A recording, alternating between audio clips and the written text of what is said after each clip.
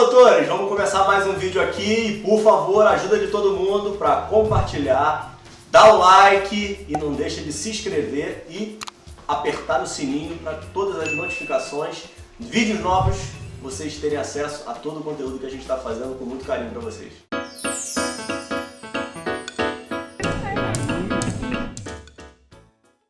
Fala, doutores! Eu sou Ricardo Valente, oftalmologista aqui do Rio de Janeiro, idealizador do canal Fala Doutores. Canal esse que vocês já estão conhecendo, venho trazendo aí celebridades da medicina, que são exemplos de carreira para mim, para tentar modelar um pouquinho vocês e trazer luz, apresentar as cabeçadas principalmente deles, para dizer como eles chegaram aonde estão hoje. E hoje aí tem um amigo aí que eu já posso chamar dentro do SEBEX, que eu conheci aí no mestrado do SEBEX, e uma pessoa que eu tenho uma admiração gigantesca, tá? Um médico intensivista que trilhou aí o caminho da gestão, aí, super gestor de mão cheia, especialista na metodologia Lean, aí, que está dominando o mercado, já dominou o mercado todo, está dominando o mercado de saúde. Tá? Um triatleta, que aí a gente vai vendo aí que como é que ele consegue fazer tanta coisa na história dele. Eu já perguntei algumas vezes como o dia dele demora mais do que o meu, mas tudo bem, vamos deixar para lá, tá?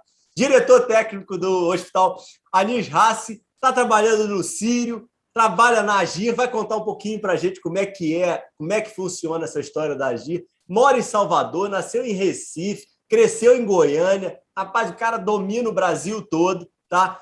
Construiu uma super consultoria Ática, que a gente vai falar bastante sobre isso. Um político por aclamação, que aí ele vai contar para a gente a história. E, além disso, e não menos importante, é um homem que consegue conviver com 4 mulheres no mesmo local. Rapaz. Então, assim, tem que tirar o chapéu, falar tudo de bom dele. Você já pode elogiar. Doutor Raimundo Nonato. Fala, Nonato, como é que estamos? Tudo bem? Tudo bem, meu amigo. Rapaz, você falando assim, até parece que é essa grandiosidade toda, viu? Mas, para mim, é uma grande satisfação. Eu admiro muito os médicos que fazem coisas diferentes. E é com uma grande satisfação que eu participo hoje daquilo que eu vejo que você constrói com muito amor, com muito carinho, e quando a gente faz as coisas com amor e muito carinho, é aquilo que de fato vem e dá certo, e que toca e que faz a diferença. Eu me sinto muito honrado pelo convite e me sinto muito gratificado, principalmente pelo fato de poder compartilhar com você um pouquinho da minha história, que depois que você vem contando aí de um jeito tão eloquente, diferente, parece assim que é algo notório e especial. E a vida da gente é especial. Então, é uma grande satisfação que eu estou aqui com você para compartilhar um pouquinho desses próximos minutos. Não, valeu, Donato. Te agradeço aí antecipadamente ao teu tempo aí. E tem outro ponto que eu não falei na tua introdução, né? Nonato, rapaz, vocês têm uma ideia que o Nonato ele consegue competir com o professor Evandro Tinoco. Ele teve episódio há pouco tempo com o professor Evandro, que é uma mente brilhante, produtora de sabedoria, e os caras eles ficam competindo quem bota mais artigo. Na verdade, não é uma competição, né? Estou até criando um conflito que não é real, mas é a minha percepção, né? Eles leem tanto artigo científico. A gente tem um grupo do WhatsApp que eles botam artigo científico lá 5h30 da manhã, a hora que o Donato está correndo lá, fazendo treino dele, que eu já falei que ele é triatleta, mas ele está soltando artigo científico. É impressionante. Mas vamos lá. Vamos, Nonato, me diz, como é que foi? Conta a tua infância em Recife, como é que é a estruturação aí? Como é que foi acesso à educação? Tinha dificuldade financeira? Era tudo uma moleza? Conta um pouquinho para a gente aí como é que foi essa história lá de trás. Rapaz, eu acho que como todo brasileiro ali da década de 80, tudo foi muito difícil, né? Eu brinco com meu pai que, na época, eu assistia o show da Xuxa e queria tomar o café lá da Xuxa.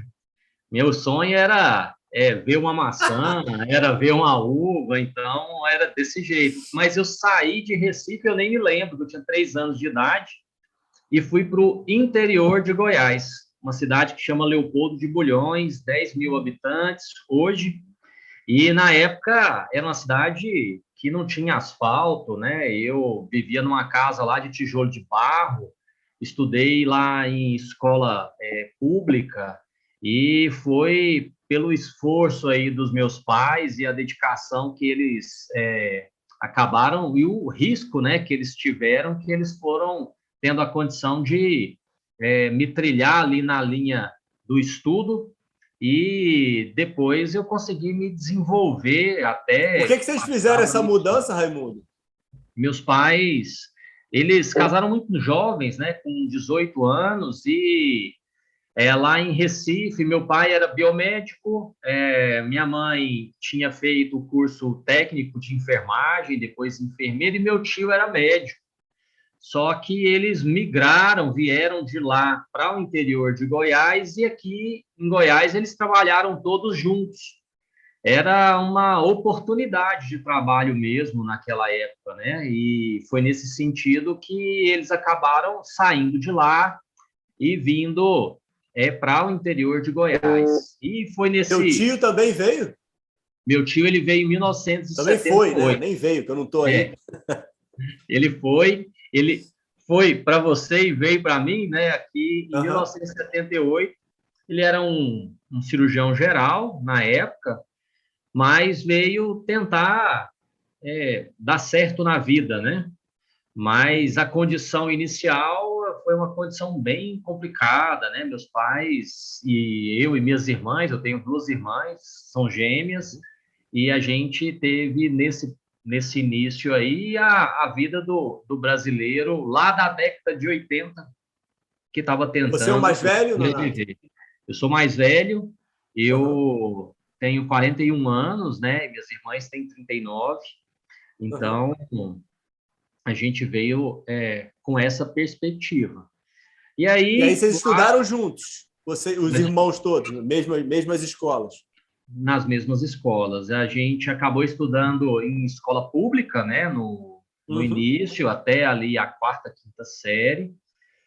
E depois, meu pai, minha mãe, meus tios, né, eles se juntaram. Eu acho que talvez foi a minha primeira sorte na vida, eu considero assim, porque antigamente meu pai conta muito que a escola pública era uma escola de muita qualidade. Talvez os nossos pais tenham tido essa oportunidade aí de estudar em escolas gratuitas com uma qualidade muito elevada, e que isso foi fazendo uma transição para a escola privada.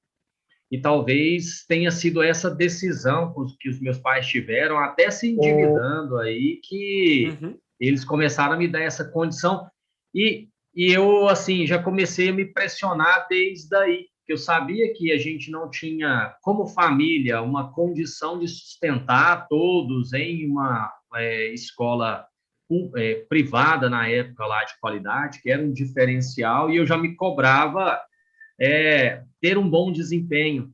Tanto Uhum. que quando eu comecei a estudar, eu fui me destacando, né, por dedicação, e o que me salvou, eu coloco assim, falo muito isso para os meus pais, foi a oportunidade de ganhar as bolsas, né, pelo desempenho, pelas minhas notas, e isso foi algo que eu fui me cobrando nesse período para eu ter sustentação em uma educação que, à época, eu tinha como de maior qualidade. E aí eu Ah, e fui provavelmente foi diferencial para a universidade, né? Vestibular e tudo mais, né? completamente, porque nesse período em que eu comecei a ter essa oportunidade de acesso, a minha visão era na passagem no vestibular. Porque, para mim, eu achava que, tendo condições, vindo aí dessa família humilde ali, talvez seria a oportunidade de libertação até. Libertação em condição de ter algo para trabalhar e me sustentar, e sustentar a família e ajudar. Só que tem um ponto interessante, né? Eu sempre gostei muito de esporte, muito. E lá, no período em que eu estava em Leopoldo, a gente recebeu, eu jogava futebol lá na época, e a gente recebeu a equipe do Vila Nova, de Goiás. E eu tive a oportunidade de jogar contra e recebi o convite para fazer parte da equipe da época júnior do Eita! Vila Nova. Então, eu tive a oportunidade de treinar, mas quando chegou ali na época do segundo grau, eu falo para o meu pai que eu tive que decidir entre o futebol e a escola. Mas aí, naquela época, não tinha muita possibilidade de conciliar por conta dos treinos, né? E eu acabei Uhum. indo para o rumo da escola mesmo, e daí para frente acabei me formando, passando, e estou aqui E, hoje, né? faculdade de medicina teve algum foco? Foi uma faculdade generalista? Como é que você seguiu ela? Eu, no segundo grau, eu estudei numa escola que ela tinha um rigor muito grande, e Goiás, naquela época, tinha 110 vagas só na época, então a gente tinha que ter uma dedicação muito grande. Eu não tinha, assim, uma vocação para saúde, apesar dos meus pais e meu tio virem da área da saúde. Uhum. Mas, assim, eu acabei escolhendo por ser algo que eu acreditava que poderia me dar uma condição melhor para o trabalho. Na época, era algo que o mercado pedia muito, e era um curso desafiador no sentido da aprovação. A aprovação necessitava de uma dedicação grande, e eu achava que, se eu conseguisse passar, seria uma prova, assim, de ter vencido um grande desafio, né, na época. Uhum. Então, foi assim, no primeiro momento, como se fosse uma grande medalha, assim, ter passado para a medicina numa universidade é, pública, e Uhum. que era muito conceituada à época, né? Ainda é a Universidade Federal de Goiás. Você tinha Então, algum pensamento de fazer fora de Goiânia, Nonato? Eu eu não tinha cheguei, nenhuma. Eu nem fiz faculdade, nem fiz vestibular fora do Rio, não tinha essa cabeça, pai. Como é que era a tua eu, cabeça na época? Eu cheguei a fazer fora, passei em Marília, tinha passado em Ribeirão Preto, mas eu tinha clara certeza de que não teria condições financeiras para me manter lá. E que Ah, para que eu conseguisse exercer a profissão, a faculdade de uma maneira mais adequada e mais confortável, teria que ser aqui. Então, eu acabei me dedicando para passar no vestibular aqui em Goiânia mesmo. tá. E ir para fora também nunca passou pela tua cabeça. Não, aqui em Goiânia, assim, hoje é engraçado isso, né? E eu vejo muito isso no eixo sul-sudeste, que o pessoal vê muito fora, até o exterior, como possibilidade. E Goiânia, o centro-oeste, não tinha tanto isso. O que a gente tinha era esse centro relacionado com alguns nichos de especialidade, mas que tudo é feito aqui em Goiânia, e quando a gente olha para fora é por eixo Rio-São Paulo. Então, nunca me passou pela cabeça, né? O que foi me passando era vencer aquilo que era o desafio do dia, né? Então, eu lembro, assim, com muita clareza, que quando eu passei no vestibular, a sensação que eu tive foi de alívio, não por ter entrado em medicina, mas, assim, ao final desses 6 anos, eu teria uma profissão, e nesses 6 anos eu não teria custo com a formação, que é um grande engano, né? A gente, depois que passa, tem tanto livro. Na época, era muito livro que a gente tinha que comprar, muita xerox que tinha que fazer, né? Eu lembro que eu tinha um monte de livro que era xerox, assim, para poder estudar, e isso é dispendioso também. Tinha as bibliotecas, né, que hoje é meio demodê, né? Quando a gente pensa assim, é raro uma pessoa ir para uma biblioteca, mas naquela época era o que a gente tinha. Mas a minha sensação foi de alívio, assim, pô, agora daqui para frente vai dar tudo certo. Mas é aquela coisa, né? Você vence uma curvinha da montanha, mas na hora que você olha para frente, tem mais montanha ainda para subir, porque a vida não para. Eu tive um episódio que eu gravei com o Israel Rosenberg, um oftalmo, que ele é judeu, e ele falava que um dos ensinamentos do pai dele era de fazer uma profissão como a medicina, né, que por causa das fugas, né, dentro da comunidade judaica, né, de problemas que tiveram aí pela história, infelizmente, você conseguia levar aquele conhecimento nas tuas costas, né? Não era um comércio que você tinha e aí você perdia o comércio e acabava, né? Tinha uma guerra tal e você não conseguia mudar. Uma analogia interessante que hoje, infelizmente, está mudando um pouquinho por causa do mercado conturbado que a gente está tendo, né? Mas faz ainda é super atual, né? Faz um sentido danado. Né? Mas em relação voltando à faculdade em si, você sempre teve um foco clínico? Eu, na faculdade, sempre tive essa vocação, que era o que eu gostava da parte clínica, né? Sim. O que me atraía muito era a possibilidade de fazer aquilo de fato que poderia trazer a resolução da essência da medicina, que era salvar a gente. Então, eu sempre Uhum. tive uma predileção para as áreas que estavam envolvidas com o pronto atendimento. A terapia intensiva, ela acabou, nesse período, sendo uma especialidade em desenvolvimento, mas que eu comecei a perceber, somente nos períodos da faculdade, que ali o detalhe, de fato, fazia diferença. Então, isso que foi me seduzindo em relação ao que eu poderia fazer no curso da faculdade, que talvez poderia me ser uma opção, né, de ação.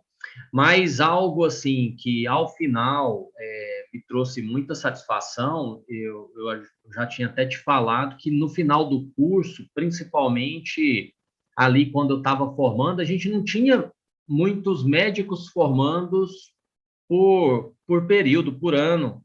Então, a gente já começava a receber proposta de trabalho antes mesmo da tendência à residência, que é uma coisa hoje muito frequente, né? Hoje a medicina ela não é mais 6 anos, né? Ela é 6 mais 3 mais 2 mais 1, né? 3 de residência, 2 de uma especialidade e 1 de uma subespecialização. Assim, o curso está muito longo, né? 11 anos e a gente vai perdendo a essência da formação.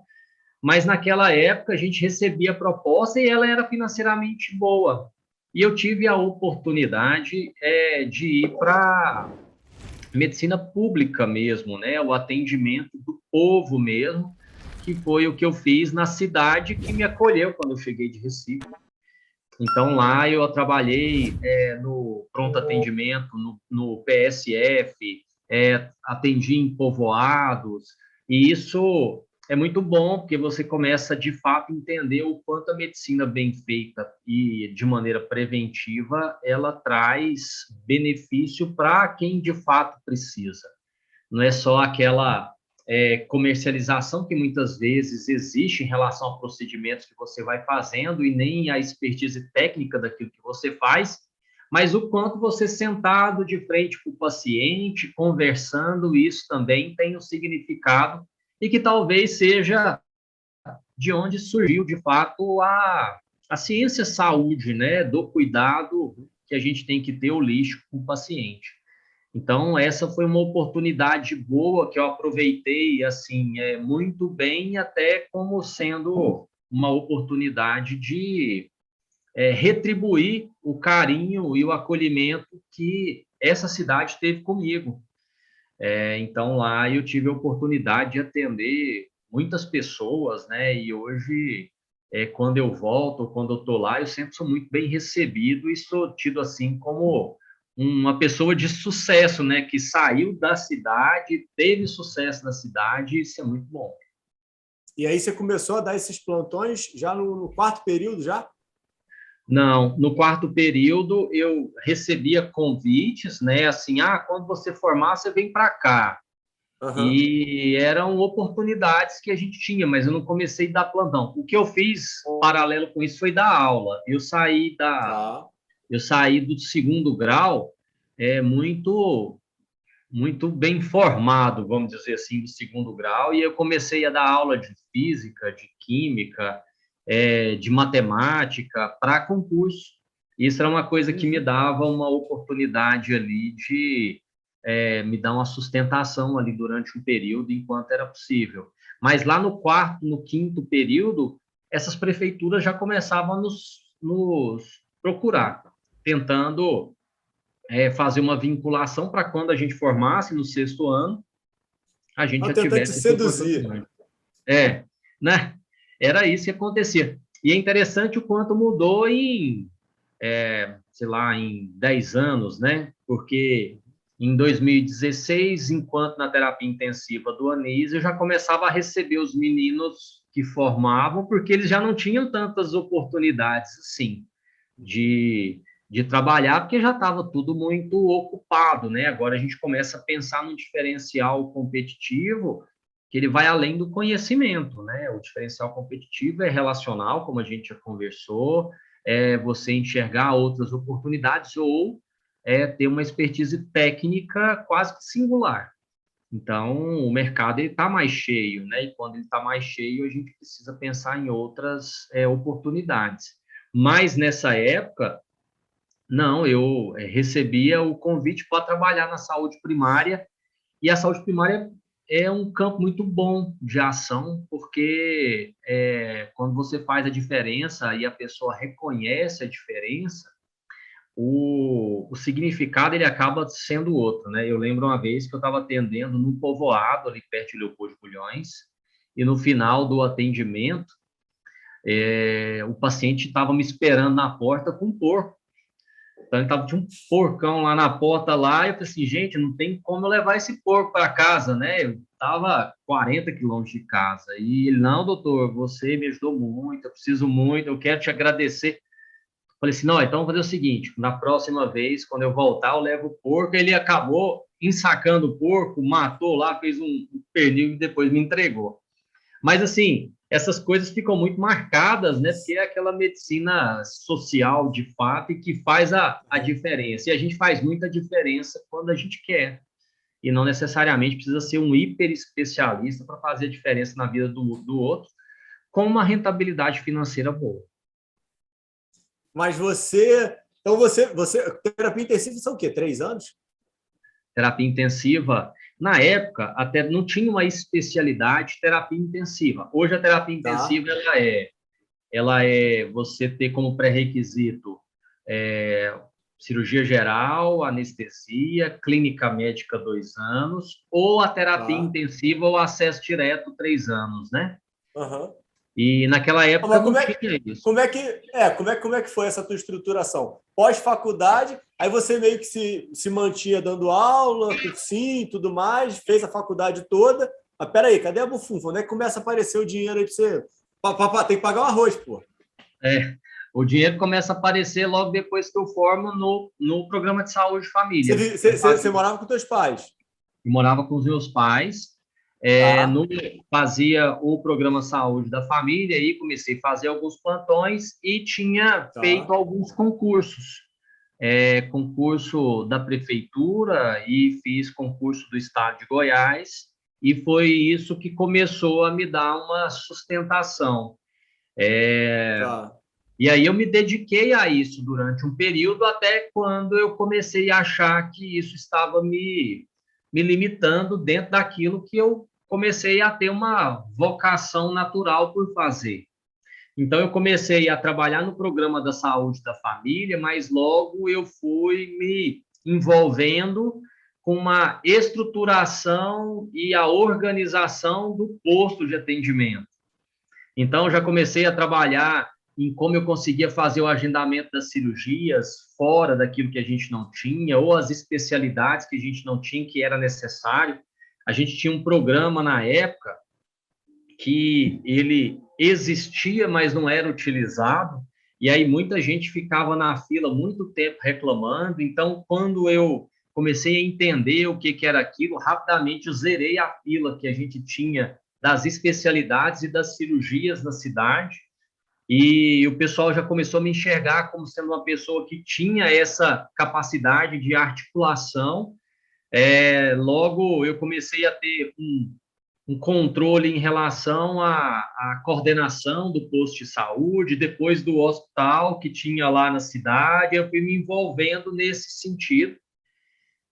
E essa oportunidade foi me mostrando que, assim, eu tinha alguma vocação para isso, muito embora eu tinha tido essa expertise aí na, na formação técnica, né? Então, assim, se começou já a ter aquele conflito interno. Poxa, eu ou vou fazer a parte médica ou eu vou fazer uma parte gerencial, que na época nem se falava gestão, né? Como a gente fala de gestão hoje. Então, eu começava assim a trabalhar e depois eu já estava envolvido com a parte de organização de todos esses locais aí que eu passava. Foi quando um amigo que estava lá junto, ele entrou num hospital em Goiânia, que é o Anis Rassi, e aí ele me convidou lá para o Anis, e dentro do Anis eu eu falar do plantão à gestão, né? Que Comecei ano que a. você entrou no Anis? Eu entrei no Anis em 2000 e. Eu já estou fazendo lá 9 anos, em 2012 eu entrei no Tá. Anis. Entrei em julho de 2012. Você não tinha feito nada de gestão ainda. Você entrou para assistência e tinha Entrei para essa veia aí que você sempre tentou tocar, né? Era algo que te puxava, mas você não tinha feito nenhuma formação. Não tinha feito formação nenhuma. E lá no Anis foi do mesmo jeito. Eu entrei no domingo e sábado fazendo plantão. Aí o coordenador da época, né, da terapia intensiva, e aí eu já tinha eu entrei como um prático da terapia intensiva, mas eu sempre estudando para poder fazer isso mais, comecei a achar bom, principalmente aquela relação que a gente tinha dos efeitos da medicação e isso começar a ter uma ação muito rápida, então a gente via as coisas acontecendo na terapia intensiva, comecei a achar isso interessante e fui estudando, fiz a minha Você já especialização tinha uma remuneração satisfatória já para tinha. você? Nessa época eu tinha uma sustentação pelos 2 concursos públicos, né, que eu tinha, em cada um deles eu cumpria 20 horas, e aos finais de semana eu acabei migrando de Leopoldo de Bulhões e indo para o Anisacce. Então, nesse sentido, eu trabalhava final de semana e durante a semana nos concursos. Aí eu comecei a ter essa oportunidade de ter uma participação maior num hospital que era tido como de grande referência, dentro de uma especialidade que, na época, ninguém queria tanto. A terapia intensiva ela era bico aí para quase todos os médicos, né? Os médicos faziam a especialidade e dava plantão de terapia intensiva, mas aí eu assumi a terapia intensiva como o meu projeto de vida. E assumindo desse jeito e sendo reconhecido pelos meus coordenadores da época como tendo essa dedicação, eu fui migrando do final de semana e pegando outros plantões na semana e começou a conflitar com o meu concurso, que eu já não conseguia mudar tanto. Aí eu exonerei do Estado, exonerei da prefeitura. Meus pais ficaram malucos assim com relação a isso, né? Porque na época, para eles, isso significava segurança, mas eu já via que isso era algo que estava assim maior que eu. Nessa migração aí, eu comecei a fazer a rotina da terapia intensiva e eu comecei a ver que a coisa estava ficando mais séria, porque aí eu começava a ter relação aí com os médicos que eram professores e que foram professores meus na faculdade. Isso aí foi uma grande escola para mim. E aí desculpa te interromper, mas esse ponto eu acho super importante, porque você abriu mão de 2 concursos públicos, tirou a estabilidade, você já ganhava mais no Anis ou fora do concurso público, você, além da estabilidade, você abdicou também do salário em prol de um projeto? Eu abdiquei do salário para outro projeto, porque eu começava a enxergar o concurso público como uma limitação daquilo que eu tinha vontade por fazer, principalmente da minha liberdade de escolha, de fato. Então, eu comecei a me dedicar pro privado, mas... Foi macho pra caramba, hein? Mas tendo como, assim, a minha visão é uma liberdade que talvez eu não teria se eu ficasse definido, restrito àquelas limitações do que o concurso público me impunha. Então, comecei a pensar na carreira nesse sentido, né? Assim, como eu conseguiria ter uma liberdade dentro daquilo que eu queria fazer, o que eu queria estudar, onde eu queria me especializar, mas principalmente entendendo que eu estava dentro de um nicho, numa instituição que é muito boa, mas que ninguém queria. Era um bico para os outros e para mim começou a não ser. E aí, Entendi. dentro desse momento em que eu estava vivendo, eu comecei a ser chamado pela instituição, com o decorrer do tempo, para participar indiretamente ali da administração da instituição. Teve um período aí que talvez seja um ponto interessante, né, que você até trouxe na introdução, né, que foi a aclamação ali da política, que eu estava já nessa linha de crescimento em relação à gestão da terapia intensiva como objetivo, e a população lá de Leopoldo de Bulhões começou a me ver como um virtual candidato.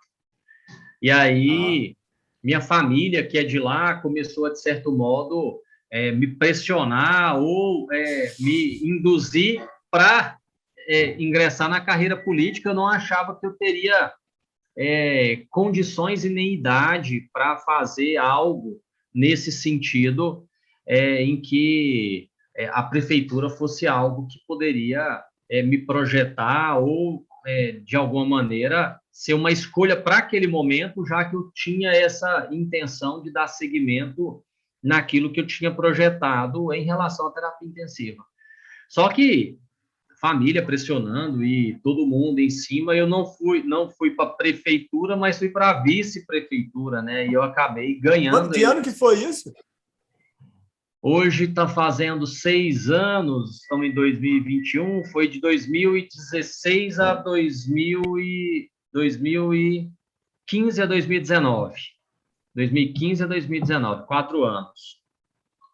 Então, esse ano aí de 2015 foi um ano de virada na tua vida, né? Porque você engata no MBA aí, que a gente pode até começar a falar aqui, que você falou que foi super importante na tua vida, em 16, né? O Círio, você entra em 2015, você vira vice-prefeito. Então, putz, esse ano foi importante, né? O ano 2012 foi um ano importante em relação a algumas tomadas de decisão. Eu saí da minha zona de conforto e comecei a buscar outras coisas fora ali de Leopoldo de Bulhões, que era onde eu estava. É mesmo, Nonato. Caramba, mais importante ainda, verdade. Você fez uma construção, né? A tua decisão doida, você começou a colher fruto, né? Foi. Então, 2012 foi uma data, foi importante para mim. Ali, depois que eu optei para ir para o Anisás, eu comecei a construir algo ali da vida pública e eu fui exonerando dos meus outros cargos com essa perspectiva de ter mais liberdade, de buscar outras coisas. Na eleição, que foi nesse período, a minha família começou a querer me puxar. Você se separou aqui, vem para cá e tal, você vai ser um bom prefeito e tal. E isso era algo que já estava conflitando com a minha tendência à gestão no Anisras e a minha condição de, entendendo que eu tinha essa vocação, que eu tinha de alguma maneira me dedicar e me especializar, que foi quando eu entrei na Fundação Dom Cabral, para fazer gestão em negócios, né?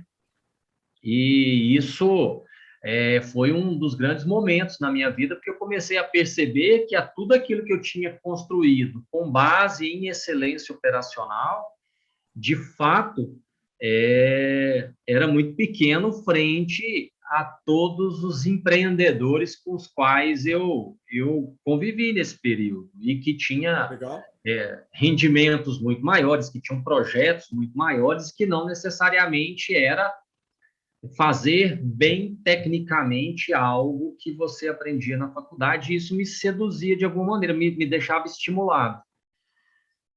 O Anísio começou a me convidar para participar mais da gestão e eu não achava que eu tinha competência.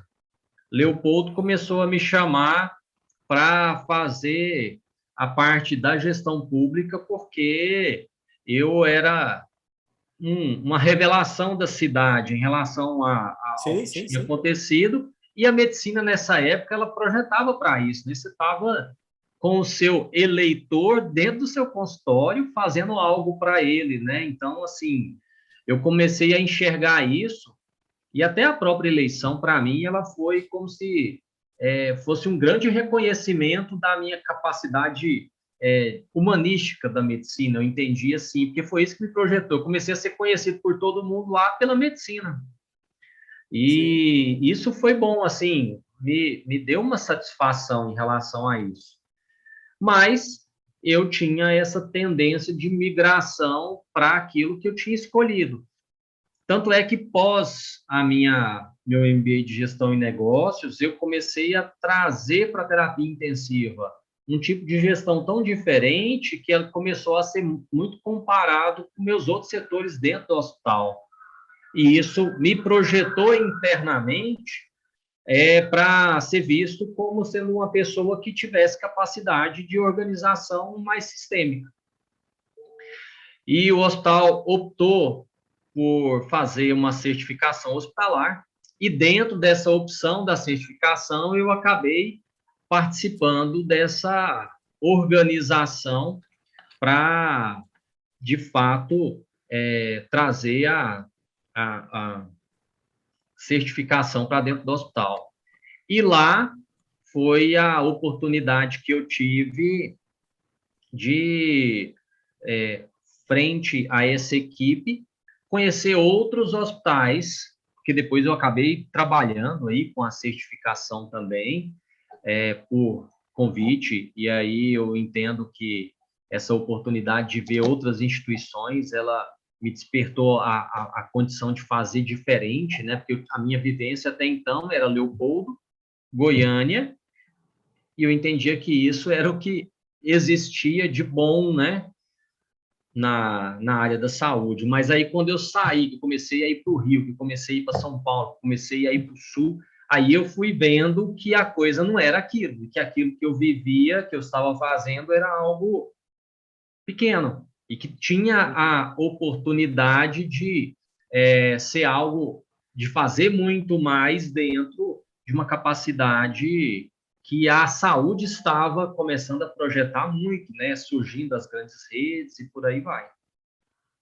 Não, Então, e você comentou um negócio comigo antes da gente começar a gravar que eu achei ótimo, né?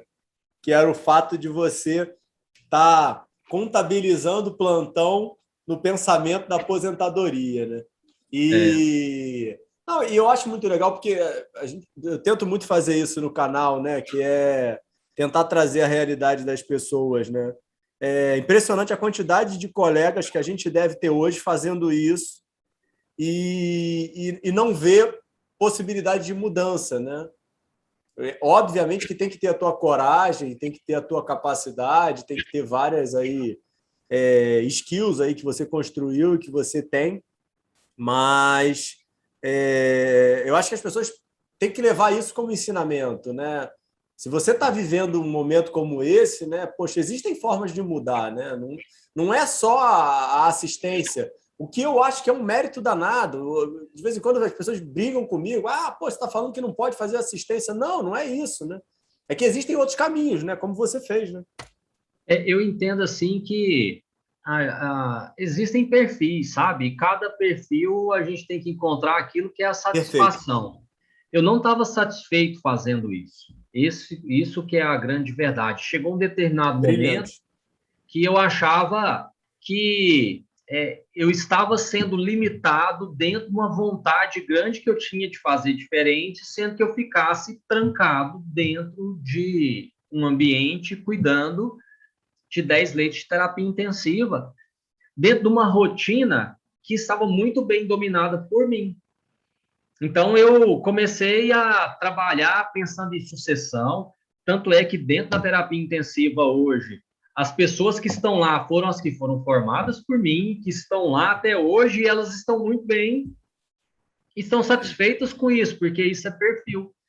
E eu, assim, eu estou falando como se tudo fosse numa velocidade muito grande, mas não foi, né? Eu fiquei dentro de terapia Lógico. intensiva no ANIS de 2012, quando eu cheguei lá, até 2017, 2018, Sim, sim. exclusivamente dentro de terapia intensiva.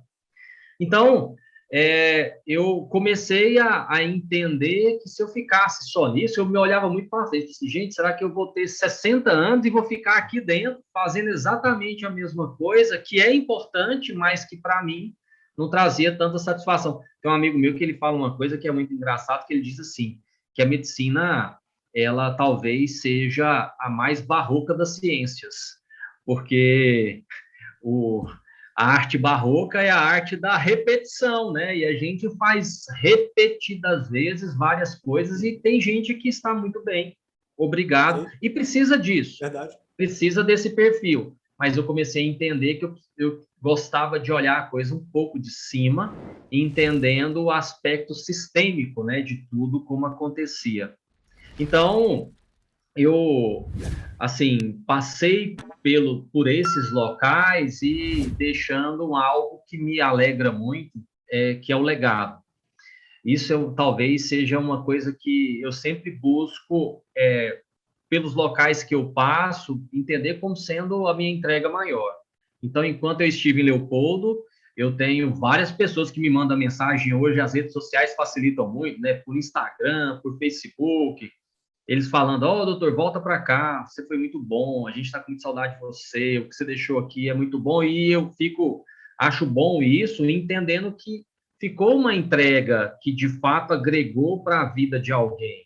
Na terapia intensiva, enquanto no ANIS, a própria diretoria fala, poxa, Raimundo, enquanto você estava lá, as coisas estavam todas muito boas, mas as pessoas que estão lá e que me substituíram, elas trilharam por essa linha e estão indo muito bem. É um legado que a gente acaba deixando, e essas são marcas que ficam e que, independente do que a vida proporcione, vai ficar e vai ser um entregável do coração, né? Então, eu sempre penso muito nisso.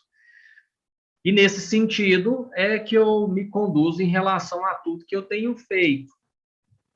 Mas essa oportunidade que eu tive de sair, ela me abriu portas, né? As portas de Goiás para o mundo, que foi o que eu estava conversando com você. Foi numa dessas visitas, eu fiz uma visita à Santa Casa da Bahia. Lá eu conheci algumas pessoas e surgiu uma oportunidade, porque você até falou, poxa, Nonato é de Recife, de Goiânia e de Salvador, né? Onde que está Salvador nisso? Salvador acabou surgindo de uma dessas oportunidades de visitas fora, de conhecer outras instituições, e num projeto da Santa Casa, que era um hospital filantrópico, eles precisavam de alguém médico para gestão, e ele lembrou de mim.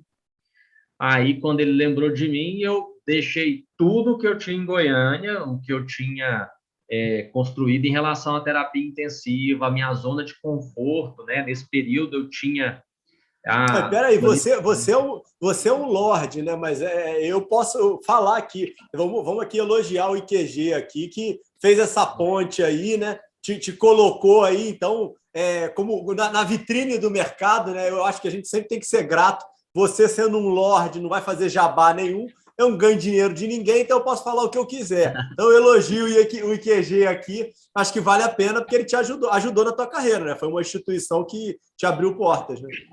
Foi, isso aí eu não tenho, talvez seja um dos grandes ganhos que eu tive para me municiar de soluções a partir de outras instituições, né? Assim, esse mundo das certificações, ele é um mundo interessante porque você vai para dentro da instituição e a gente, quando quer, aprende muito com eles, porque tem muitas soluções que são testadas, que estão acontecendo lá e que se você tem uma experiência um pouco mais sistêmica, você aproveita e sai muito experiente, né? Eu contava muito nas minhas devolutivas que eu chegava para as instituições com a minha mala vazia e ia embora com a minha mala cheia da experiência que eles me contavam, né? Que eles compartilhavam comigo.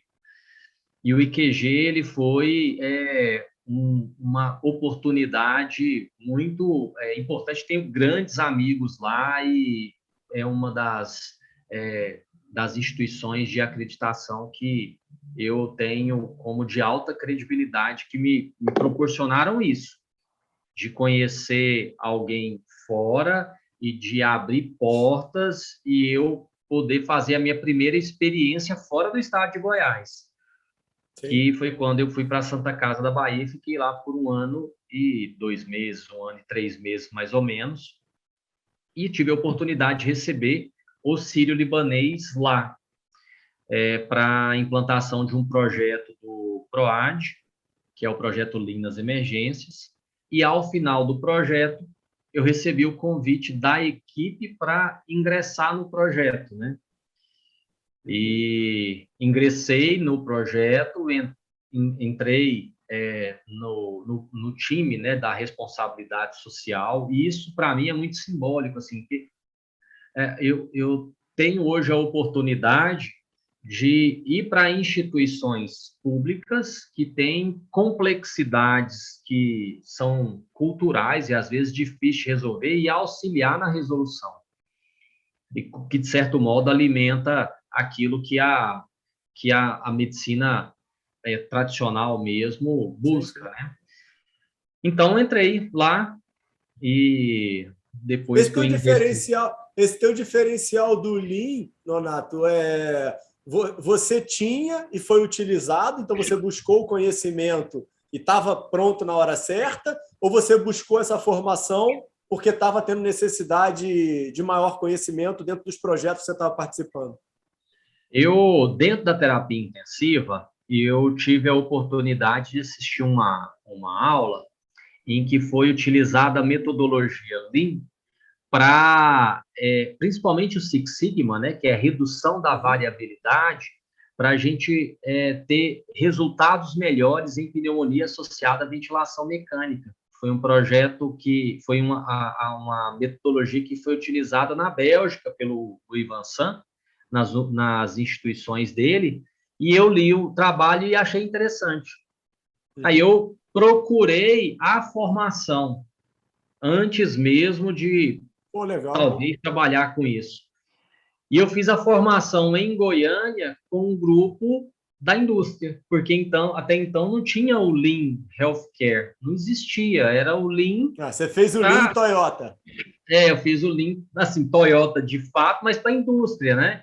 Uhum. E aí eu fiz um projeto dentro do Anisrace, que era um projeto usando carta controle para poder mostrar e reduzir o tempo que a higienização andava na terapia intensiva. Então a gente fez um projeto carta controle em que tinha uma carta que ficava na porta e a pessoal da higienização, se essa carta não tivesse lá, ele não precisava entrar.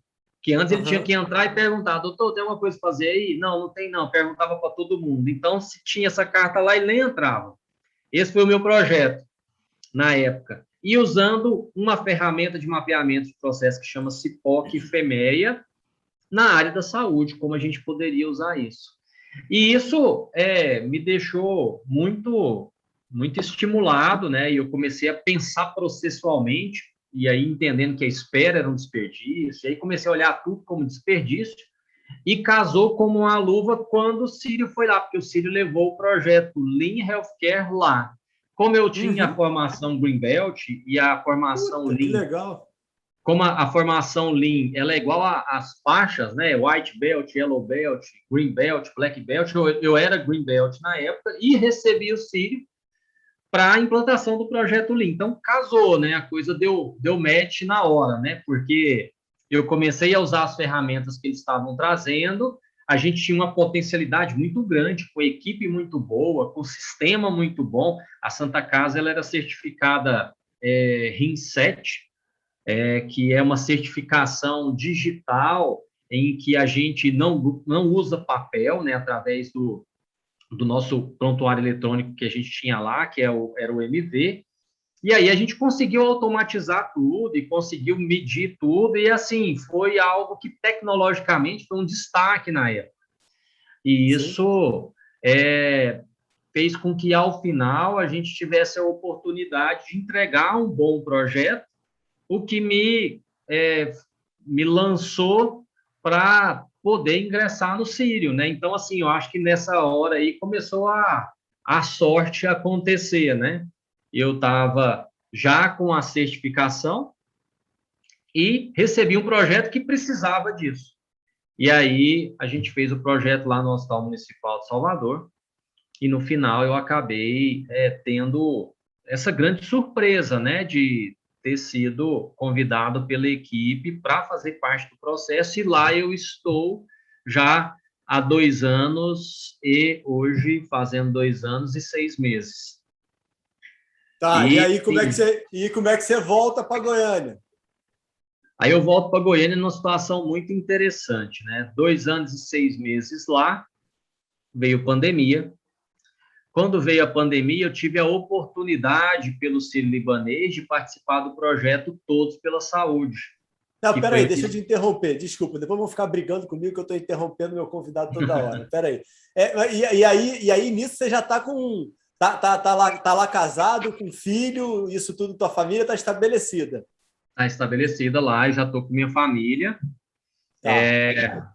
E eu, assim, o cuidado que eu comecei a ter nesse período era assim, eu tinha família, e não podia ser tão inconsequente, né? Porque aí o arroz era Tá. maior. Você É mesmo, verdade, com certeza, pô. o arroz já é diferente. Então, Só dá para comprar saco de 5 quilos, pô.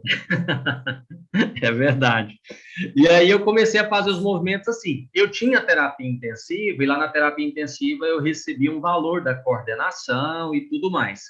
Eu não Tá. abandonava a terapia intensiva, eu começava a fazer uma substituição para botar o pé aqui no outro local e ver se ia certo, para eu Aham. começar a fazer uma migração um pouco mais responsável, vamos dizer assim, Tá. do ponto de Aham, vista aham. financeiro. E além dos investimentos que eu tinha, né? A Lídia, que é a minha esposa, sempre trabalhou muito também, a gente sempre teve um sinergismo muito grande em relação a isso. E Uhum. a gente, nesse movimento Salvador, a gente já começou a fazer uma constituição da empresa junto, que é a consultoria Ática, que você falou, que Legal. ela era uma consultoria que chamava Liderar, que depois a gente juntou com outro grupo e virou um outro nome, depois a gente juntou com outro grupo, pensando na mitigação dos riscos, e ela virou a consultoria Ática hoje, que ela não é só healthcare, tem várias outras verticais, e daqui um pouquinho talvez a gente possa falar um pouco sobre ela. Uhum. Mas, no programa Todos pela Saúde da pandemia, que foi aquela iniciativa do Itaú, eu tive a oportunidade de ficar em alguns estados. Os estados que Tá. eu fiquei foi Bahia, foi Piauí e Goiás. Uhum. Então, eu fiquei no Todos pela Saúde, nesses 3 estados, fazendo junto ao COI a montagem do gabinete de crise, que era uma tentativa de trazer um padrão nacional de gerenciamento e monitoramento para contenção e distribuição de técnicas de gestão do Brasil inteiro. Então, a gente se distribuiu no Brasil, cada um ficando no nos seus respectivos estados, né? E, assim, talvez para mim, nesse período da pandemia, eu tive Covid, né? Eu tive Covid em março, enquanto eu estava em São Paulo, visitando uma instituição, mas o momento da pandemia foi um momento, assim, que eu acabei assim vestindo a roupa da coragem mesmo e indo para os locais para auxiliar de fato na gestão. E assim, A gente entende como o Brasil ele é carente de gestão, e por ser carente de gestão, muitos estados estavam completamente despreparados para a pandemia, que eles não sabiam a quantidade de recursos que eles tinham, ou não sabiam como fazer a mobilização do recurso para o contingenciamento que era necessário para o atendimento rápido de uma doença que estava se espalhando e até então aterrorizando todo mundo. Mas na minha volta para Goiás, o hospital que eu estava e que me acolheu lá no início, que era o Anis Rassi, ele estava vivendo um momento de transição por conta da pandemia. Então, tinha tido uma modificação na diretoria técnica, tinha tido uma modificação na diretoria clínica, estava tendo ali uma dificuldade ali com os insumos, e eu acabei trazendo essa expertise do gabinete de crise para uma solução daquilo que estava incomodando muito o Anis Rassi. E aí eu voltei para Goiânia nessa perspectiva de ser alguém que poderia ajudar nesse contorno da crise da pandemia. E foi muito bom, que a gente começou a trazer um gabinete, uma comunicação interna muito boa para fazer um gerenciamento que fosse adequado, e a gente começou a virar o jogo. Então, a gente começou a ter o gerenciamento preditivo, pensar lá na frente, a gente fazia as reuniões e entendia quais eram os insumos que poderiam, de fato, ter um comprometimento e que poderia trazer um prejuízo para a assistência, e aí a gente começou a trabalhar e mexer com o estoque, e aí foi fazendo a arte da gestão de fato, gestão de equipe, gestão de recursos, e foi nesse sentido aí que a instituição ela foi recuperando. Então, acabei voltando no momento em que o Anis estava em certo desequilíbrio e mudança muito grande da gestão. Então, a gente acabou se unindo para esse fim, e aí é o momento que eu me encontro hoje, né? Que é esse momento em que eu estou no Sírio, no projeto Lean nas emergências, no Anis, fazendo a parte da diretoria técnica, e o objetivo foi fazer uma contenção para a preservação da instituição nesse momento da crise, enquanto aqui eu recebi o gratificante convite de uma organização social para trabalhar a parte de inovação e tecnologia, que era uma necessidade nesse período de expansão, né? A gente sabe que a tecnologia ela foi muito chamada nesse período da pandemia por conta do próprio distanciamento. E aí eu ingressei junto com uma equipe de projetos para trabalhar a gestão dos dados, e você trouxe, enquanto na DASA, né, você trouxe uma pergunta interessante falando que os dados são o novo petróleo, né? E isso é verdade, porque o nosso objetivo é trazer via alguma inovação e tecnologia a oportunidade de a gente fazer a gestão on-time. E aí eu comecei a fazer a coordenação desse grupo para a gente criar ferramentas de gestão. Então, a gente implantou o EPIMED nesse período em todas as instituições, são 4 instituições, levando em consideração o hospital de campanha, o próprio EAGIR, que é uma oportunidade da gente juntar equipes multidisciplinares e fazer o acompanhamento dos projetos e entregas de todas as instituições, e o próprio DRG, que é o projeto mais recente, pensando na qualificação do prontuário do paciente. E é isso que hoje eu faço a relação entre todas essas instituições da qual eu trabalho. Agora, me ocupa muito, né? Eu saio de casa geralmente no domingo e volto na sexta-feira, então é um período de viagem muito grande, mas eu entendo... Mas que horas que você treina para fazer o seu triatlon, cara? Rapaz, o triatlon foi assim, eu sempre gostei muito de esportes que me desafiavam, então eu sempre gostei muito de atividade física, gostava de correr, e gostar de correr eu comecei a correr 5, comecei a correr 10, e você vem desde lá da faculdade, comecei a correr 21, comecei a correr maratona e colocar meus limites na cabeça. Eu quero correr 5 quilômetros para baixo de 20 minutos. Quando eu corri para menos de 20 minutos, eu botei, quero correr os 10 para menos de 40. Quando eu consegui, agora eu quero correr os 21 para menos de 4 minutos por quilômetro. E fui colocando esses objetivos. Quando eu terminei a maratona, eu falei assim, o que tem a mais aí que eu posso fazer? Aí, aqui em Goiânia, estavam formando um grupo para disputar o Ironman. E aí eu me inscrevi para o Ironman. E, paralelo com tudo isso, terapia intensiva, não sei o quê, eu religiosamente fazia meus treinos de natação todos os dias, segunda, quarta e sexta, corrida e duatlon no final de semana, terça, quinta e domingo, pedal longo. Mas pegando os horários assim, 4 horas da manhã, 9 horas da noite, para não poder me atrapalhar. E nisso eu fiz 8 Ironmans, que é o Ah, de que... brincadeira. Fez 8 Ironman? Fiz 8 Ironmans nesse período. Ô, Lídia, você é um anjo, Lídia. Caramba, 8, cara. 18. E, assim, estou inscrito para o nono, mas a pandemia tem me ajudado nesse aspecto, porque ela já cancelou já 2 anos consecutivos, ficou para o ano que vem. Eu queria muito fazer um Ironman chegando com todos os filhos, né? E é isso que eu estou querendo ver se eu consigo concluir chegando com todo mundo e aí dar um pouquinho de paz, né? Mas, assim, é ritmo de treino, né? A gente vai fazendo esse ritmo e vai se habituando.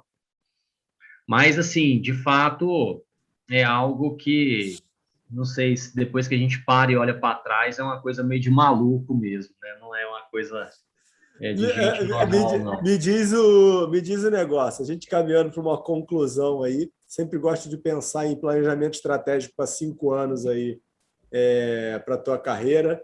Sei que você tem, mesmo aí no meio da pandemia. Essa pergunta é a pergunta que todo mundo fica meio cambaleando por causa da pandemia, que as pessoas não estão se planejando muito bem, mas eu sei que você tem. Aí, junto disso, engata um pouquinho aí da consultoria, da Ática, que eu sei que ela está associada a esse planejamento estratégico aí do teu futuro. Tá, eu sempre falei aí para minha esposa, né, para os meus pais, que eu sempre tive tenho muitos empregos e agora eu quero um negócio. E eu penso que nos próximos 5 anos esse negócio ele seja sustentável a ponto de eu ter dedicação exclusiva para isso. O negócio, a Ática, que é uma consultoria, né, que a gente tem, ela veio de uma fundação junto com outras pessoas de outras áreas, mas que a gente consegue entender que trabalhando junto a gente entrega soluções diferentes para cada vertical. Eu tenho uma vertical estruturação dentro da Road, tenho uma vertical controladoria, tenho uma vertical que é healthcare, e agora a gente está fazendo a estruturação de uma vertical que a gente está chamando de Universidade Corporativa Ática, que é a UCA, com o objetivo de ter o conhecimento como diferencial competitivo. Essa está ficando sob a minha responsabilidade.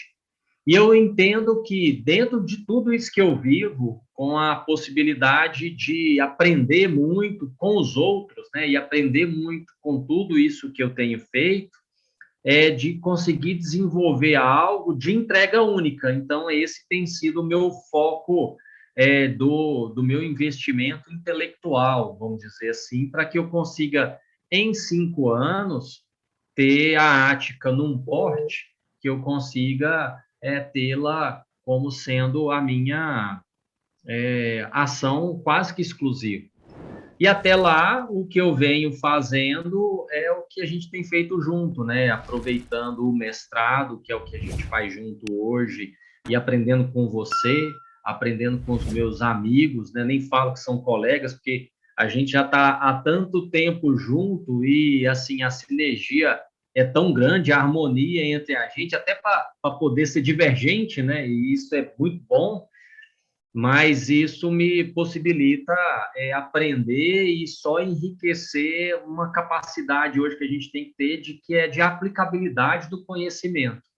Um das minhas preocupações é a gente sofrer hoje de obesidade intelectual, até já falei sobre isso lá nas nossas reuniões, porque hoje a gente acaba tendo a informação muito acessível, mas às vezes ela não é aplicável. E esse é o foco da universidade corporativa que a gente tem criado, né, para a gente poder desenvolver internamente as pessoas, mas isso também ser, de certo modo, um produto para a gente entregar algo diferente para as empresas que se interessarem em participar conosco.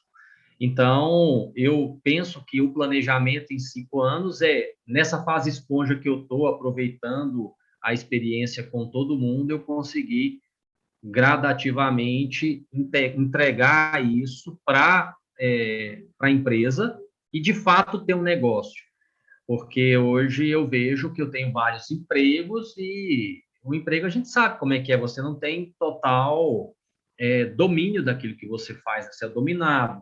E eu preciso entender que talvez o que vai me garantir de maneira mais segura para frente, principalmente pensando numa criatividade, né, nessa liberdade de criatividade, é ter a oportunidade do negócio próprio, que é o que eu tenho investido também. Nonato, eu já estou já com mais de 50 programas aí gravados e aí a gente vai tentando perceber alguns padrões, né? E um dos padrões que eu percebo é que os convidados que falam que tiveram muita sorte na vida, como você falou algumas vezes, são os convidados que têm uma grande taxa de humildade. Tá? Então, assim, pô, parabéns aí pela história. Você é um gigante, tá? Uma pessoa que eu tenho uma honra gigantesca de compartilhar tempo, de aprender com você, tá? Além de ser um profissional exemplar, é um ser humano que eu admiro pra caramba, tá? Então, foi uma honra aí ter esse bate-papo com você. Obrigado pelo teu tempo. E faz aí tuas considerações finais aí. Rapaz, eu que agradeço muito.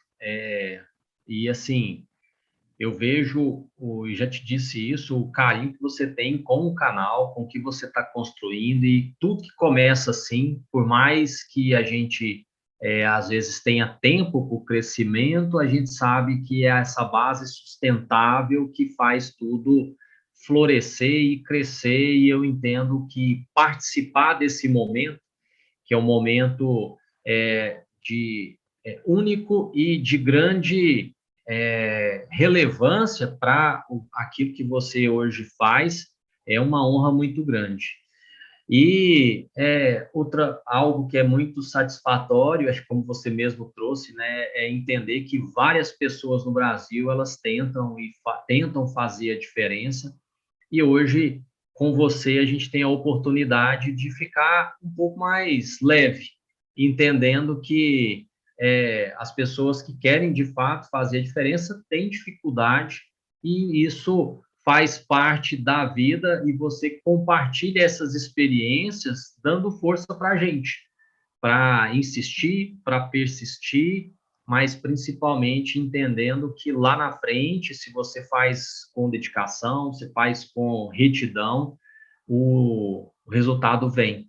E às vezes o resultado ele não precisa ser financeiro, o resultado ele tem que ser satisfação pessoal de entender e que você está fazendo aquilo que a alma está trazendo, né? Que ela está manifestando.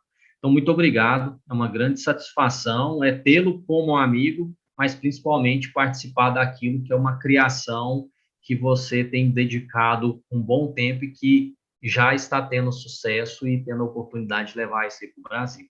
E agora com os projetos internacionais, né? Vamos com tudo, sempre junto. Nato, abração, cara. Obrigado. Vai descansar. Um abraço, meu amigo. Descansa também. Valeu, tchau, tchau.